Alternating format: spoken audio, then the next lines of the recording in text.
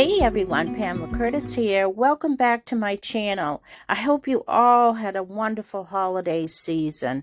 Oh, I just had a magnificent time. I am so excited about the new year, and I hope you all are too. Also, I want to thank you all that have participated in this season's Garden Reply Winter's Garden Conversations. Today I'm going to ask you all a question because this is something I always deal with every January. Do you keep up some of your gardening decor for the holidays and for the winter season through January? Leave your garden answers and comments below in the comments section. I would love to hear from you all. Share with us any thoughts that you might have on this subject. I will give you my answers and comments in the next video.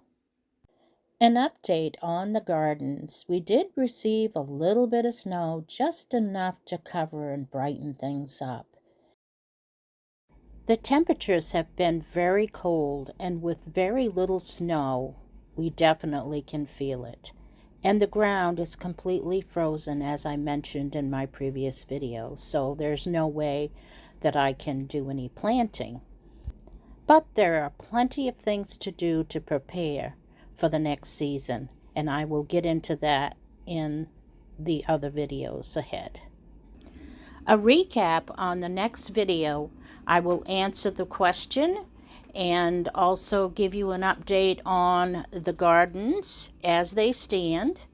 And as you all know, most of my gardens are established, but there is always something to do in the gardens. I will share with you the recent projects for outside and inside, and I look forward to hearing from you all. And as you know, I always have some seasonal interest around and about. As always, thanks for watching. Also, for more inspiration and ideas, subscribe today, along with learning more about my gardens and house and gardens. This was brought to you by Pamela M. Curtis, House and Gardens, Garden Reply, and the Holiday Channel. See you again next time.